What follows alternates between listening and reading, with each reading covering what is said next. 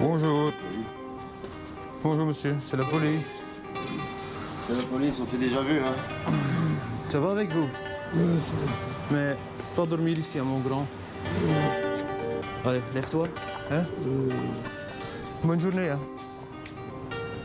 Quand on sort de la gare, on va toujours une fois voir ici derrière le coin parce qu'ici, il y a quand même toujours des gens qui dorment.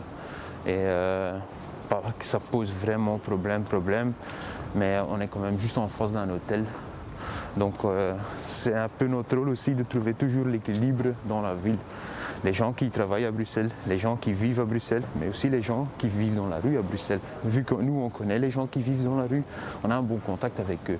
Et quand nous, on va chez eux, ils disent « Écoute, mon grand, lève-toi, ici, ça va pas », ben, ils vont faire ça parce qu'ils savent qu'on est là, pas pour leur dégager ou leur embêter, mais pour leur aider. Et donc, ce lien de confiance est très important pour nous. Chris et Patrick font partie du Team Aircham, un service de police unique en Belgique. Chaque jour, ils patrouillent en civil pour s'occuper des sans-abri. Where's Martin? Martin. I will phone today to embassy for him. Is he in the metro station? Wait. The book. Okay. Boys, slow on the alcohol. Forbidden. Première mission, retrouver un sans-abri polonais dont ils ont perdu la trace depuis plusieurs jours. Je pense pas que c'est lui. Bonjour. Bonjour. C'est la police. Yes. Man, how you doing? Good. Today I'm gonna phone the embassy of Poland. I hope to make for Friday a meeting. Okay. Okay, so where do I see you Thursday morning to tell you the news? Because I'm not sure I'm going to see you today. Here in the morning? Yeah. Good? Allez. Salut. And get up. It's time to weekend. Okay? Salut. C'est vrai qu'une grande concentration des gens sans papier, SDF, clochards, se situe dans le centre-ville, autour de la gare. La zone piétonne, rue Neuve. Pourquoi? Parce qu'évidemment, là, il y a beaucoup de passages de gens. Donc là, il y a une forte chance que le petit gobelet est rempli, qu'il y a un sandwich qui est donné, des trucs comme ça. Donc, c'est vrai que parfois, on fait beaucoup de kilomètres dans le centre-ville. Elle a piqué un chariot de chez Decathlon. Elle a quitté les lieux. Elle avait déjà un chariot de chez Decathlon. C'est les collègues d'hier qui ont laissé un petit briefing, vu que moi j'étais en formation hier, Patrick était en repos, il y a des autres collègues qui ont travaillé, mais comme ça on fait un petit briefing entre nous, qu'on sait que le boulot est fait, le boulot est suivi, quoi. 45. Maintenant on va téléphoner d'abord à l'ambassade de Pologne, parce que le monsieur qu'on a été voir tantôt dans le métro, Marcin, ça fait déjà un petit temps qu'il n'a plus de documents d'identité. J'ai téléphoné en fait si c'était possible pour passer vendredi dans la matinée. J'avais déjà une fois fait un mail à Julia pour ce monsieur, mais vu qu'on ne le retrouvait plus, on a dû annuler le rendez-vous, mais maintenant je l'ai retrouvé. Oui, parfait. Un grand merci à Maria, au revoir. Depuis un an, le Team Aircham prend contact avec les ambassades. Après vérification, elles fournissent une pièce d'identité officielle, une démarche essentielle pour l'équipe. Le fait qu'ils sont dans la rue, c'est déjà super grave, mais le fait que tu n'as plus d'identité, c'est encore plus grave, parce qu'ils sont qui? Ils sont plus personne. Donc pour nous, c'est super important qu'on sait qui sont, qu'ils ont nouveau un passeport, une carte d'identité, un titre de séjour, qu'ils savent quand même prouver qu'ils existent encore, qu'ils sont encore là. On a eu quelques-uns des décès cette année. Ici aussi pour l'ambassade de Roumanie. C'est un passeport qu'on avait fait pour un ressortissant roumain qui n'avait plus rien. Et donc on a été faire son passeport, on l'a eu gratuit. Et 10 jours après, on l'a retrouvé mort dans sa tente. Donc on doit aller remettre le passeport à l'ambassade. C'est le matin, il y en a un qui me téléphone là, sur mon GSM, un SDF, sur mon GSM personnel, parce qu'il y en a plein qui ont notre numéro. Donc, Patrick, tu travailles. Je fais, oui, qu'est-ce qui se passe? Ouais, je suis chez Alex là dans la tente, il est tout froid, il est tout bleu, il bouge plus. Oui, bon, ok, on arrive. Allez sur place et voilà, c'était fini quoi. Donc en fait, ici, on garde tout ce qui est passeport et carte d'identité des gens. Dans des petites enveloppes, tout ce qu'il y en est.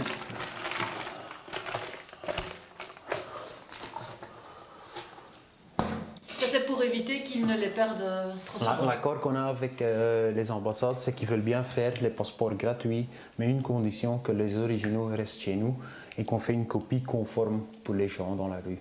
Parce que sinon, on sait que tous les mois ou tous les 5-6 semaines, on doit retourner à l'ambassade parce qu'ils se sont fait voler leur sac ou ils ont perdu.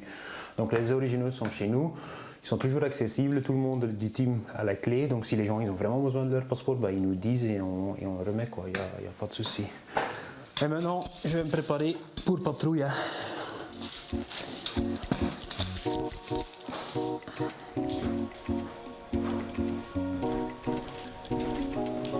Fondée en 2003, la cellule fait aujourd'hui partie de la zone de Bruxelles, capitale XL.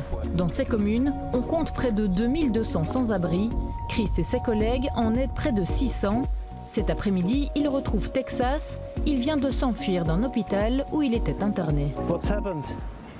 Nothing. I sit alone there. Every people speak French. No therapy, nothing. He put me full of drugs. Of I don't know, 4, 5, 6, 7 another drugs. No.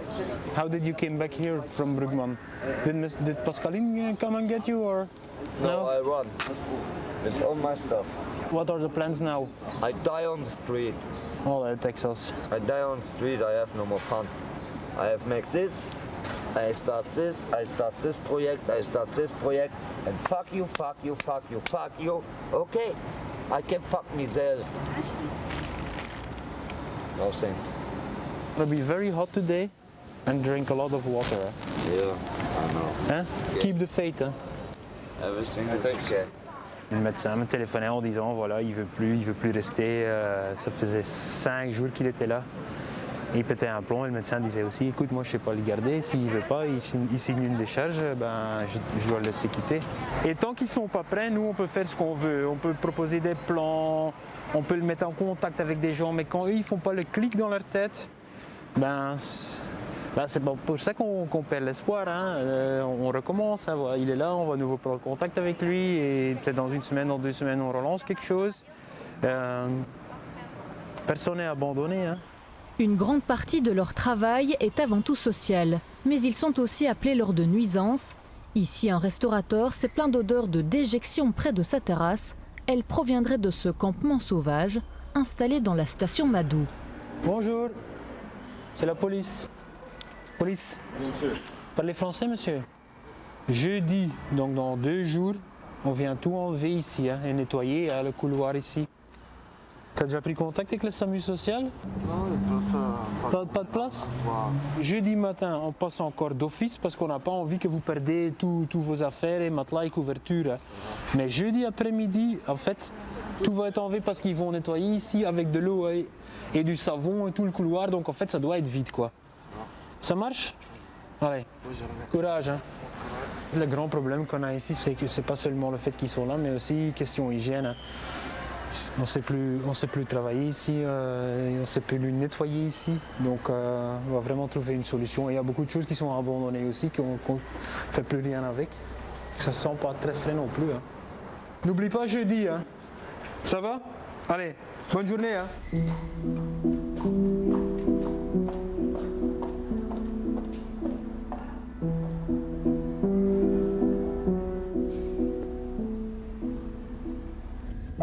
L'équipe a mis de nombreux mois pour avoir la confiance des personnes sans abri. Parfois, un lien spécial se crée, comme avec Didier, qui est resté 5 ans dans la rue. Chaque matin vers 8h, j'ai mon petit SMS de lui pour me demander comment ça va. Salut Chris, j'espère que ta journée d'hier à l'école, ça s'est bien passé. Bonne journée Didier, voilà. Et tous les jours, vous avez un SMS? Tous les jours. Et maintenant, on va une fois le voir en live, si. On va une fois lui dire bonjour, parce que de temps en temps, il s'échappe une fois de sa maison de repos et il vient une fois dire bonjour à ses copains. Ça va? Oui, ça va. Ce sont mes sauveurs.